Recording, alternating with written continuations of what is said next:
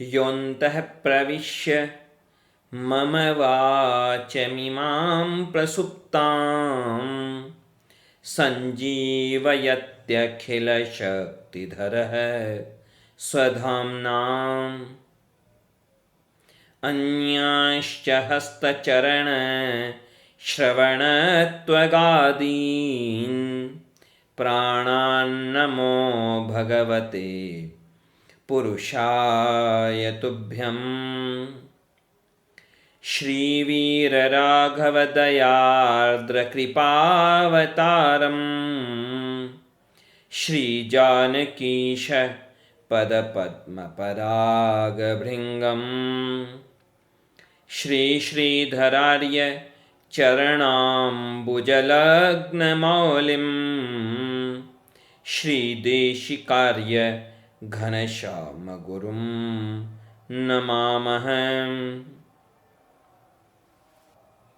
ये जो हमारा चिंतन का विषय परम पद सोपान,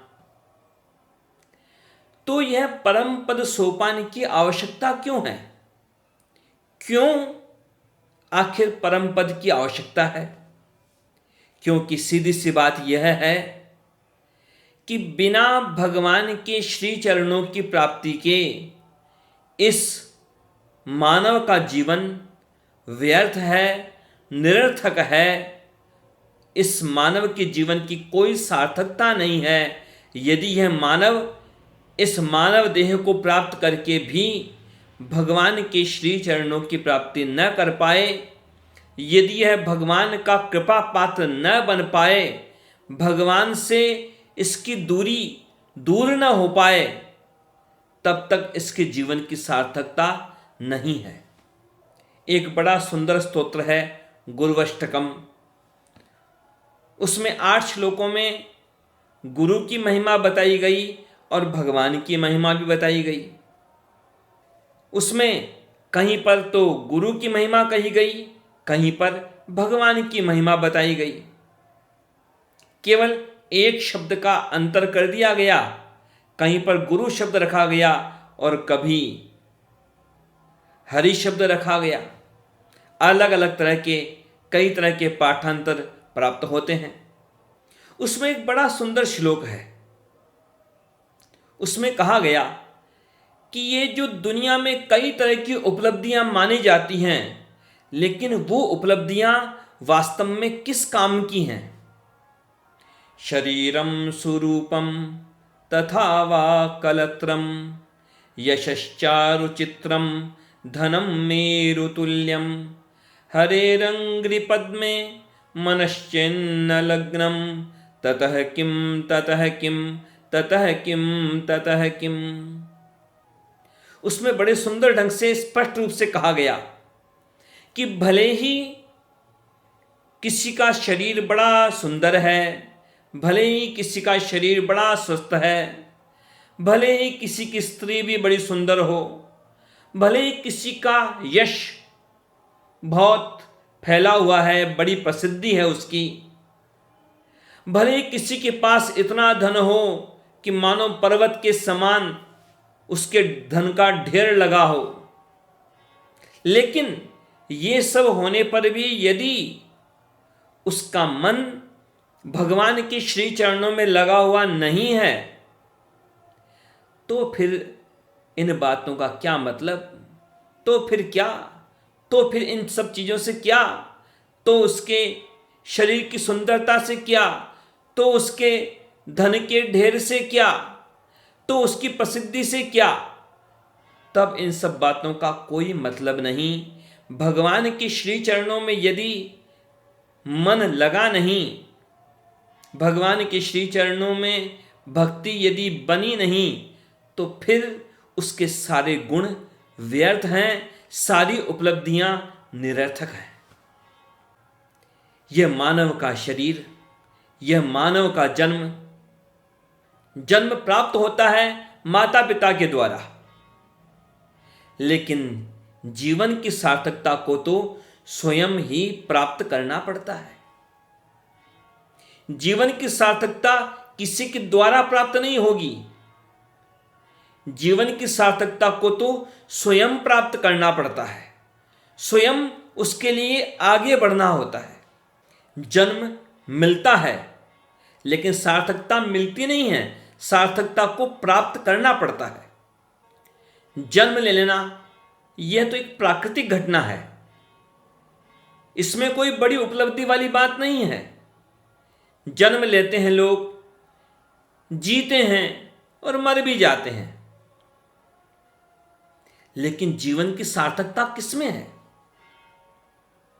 अधिकतर लोगों के जन्म और मृत्यु के बीच में जो उनका समय बीतता है उसको वो जीवन कह देते हैं कि अमुक वर्ष में उसने जन्म लिया और अमुक वर्ष को वह मर गया।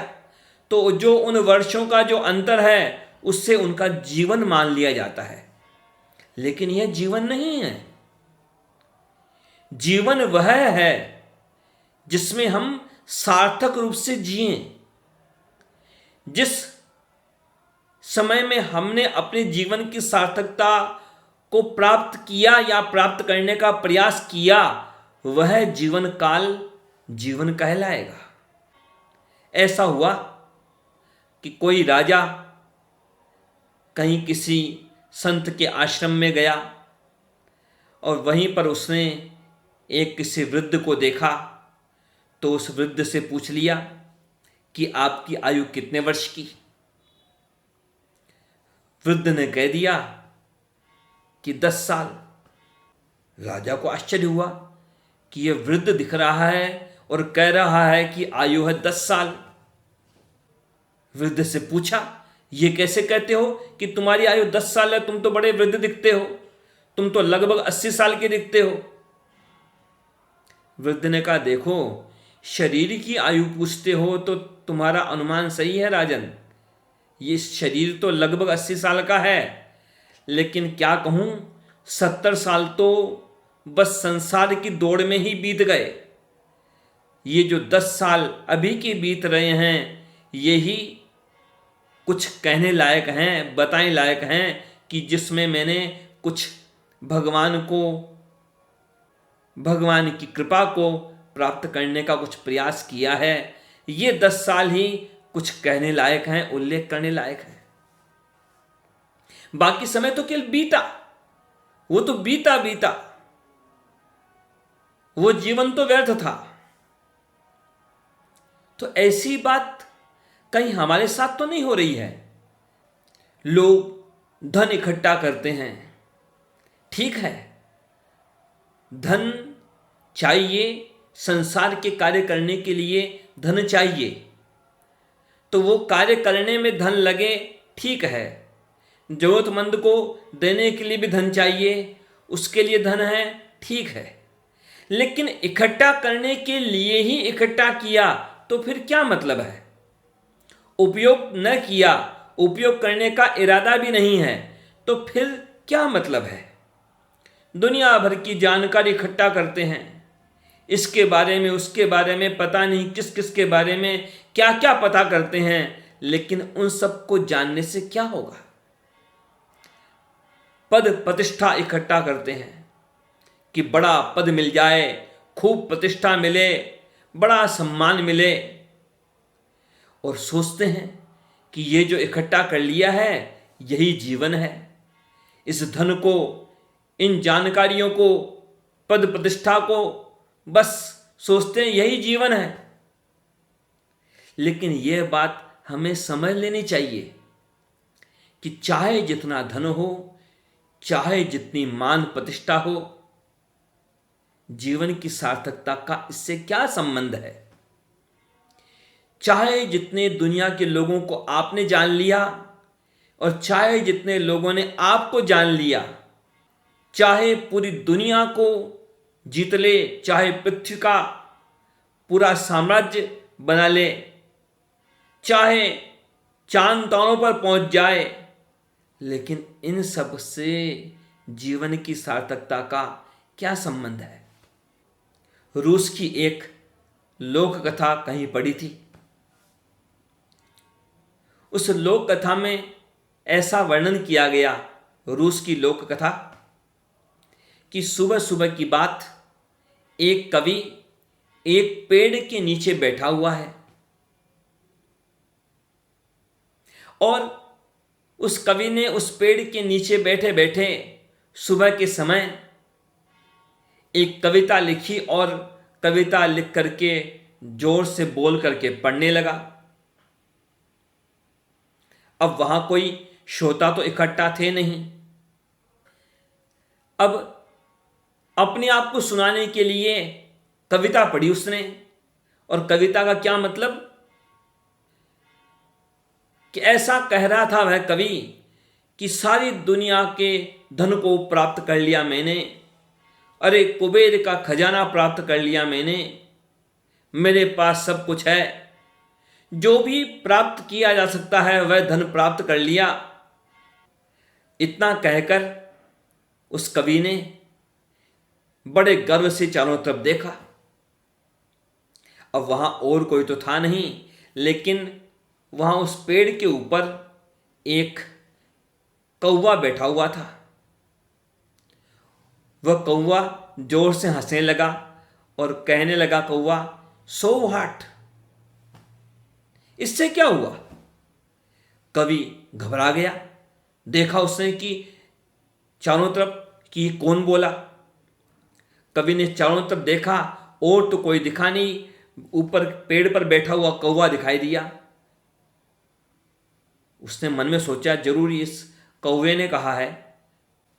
पूछा कौवे से, अरे क्या कह रहे हो तुम कि इससे क्या हुआ?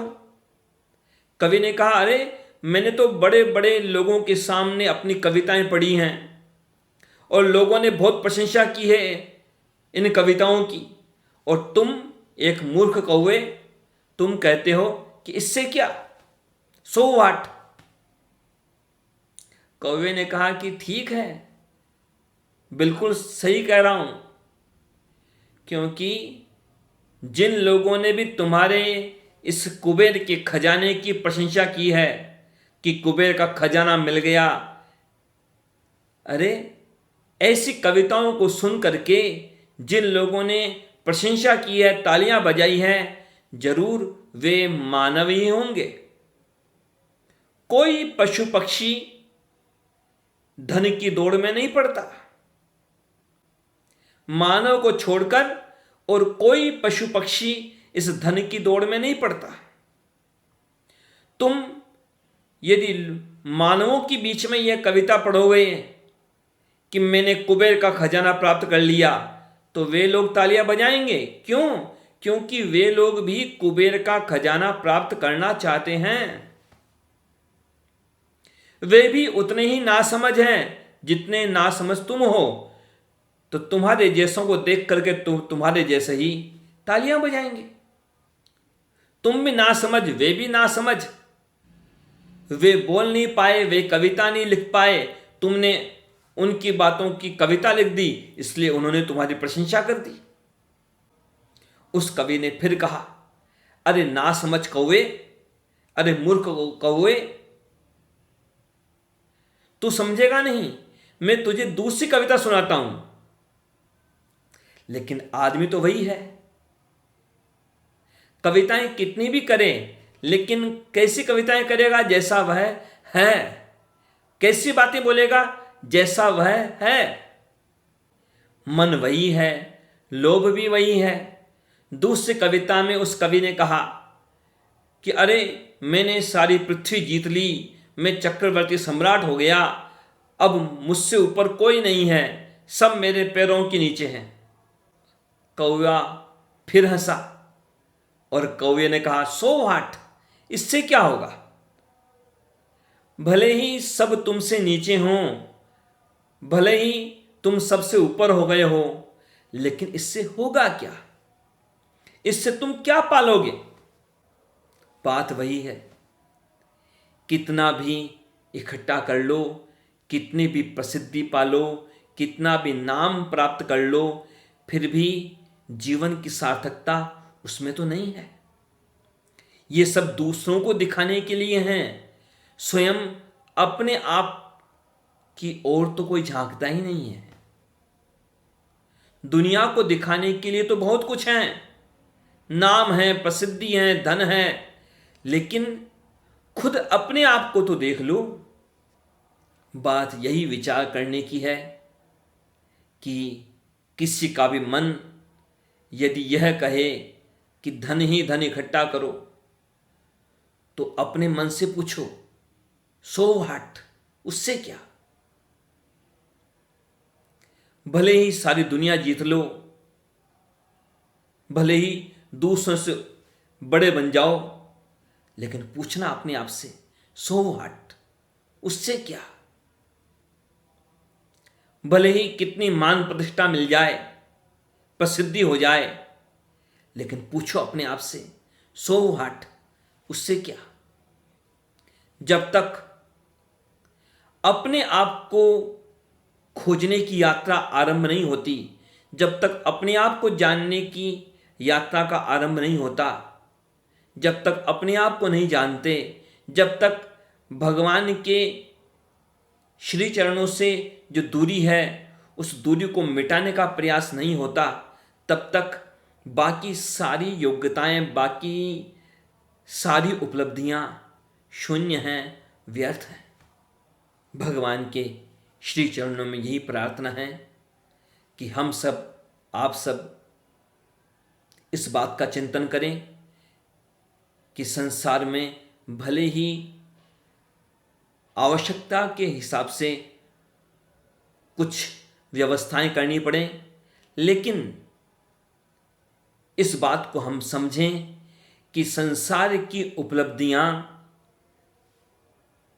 भगवान की प्राप्ति के मार्ग में हमारे लिए सहायक बन रही हैं या भार बन रही हैं, इस बात का हम चिंतन करें और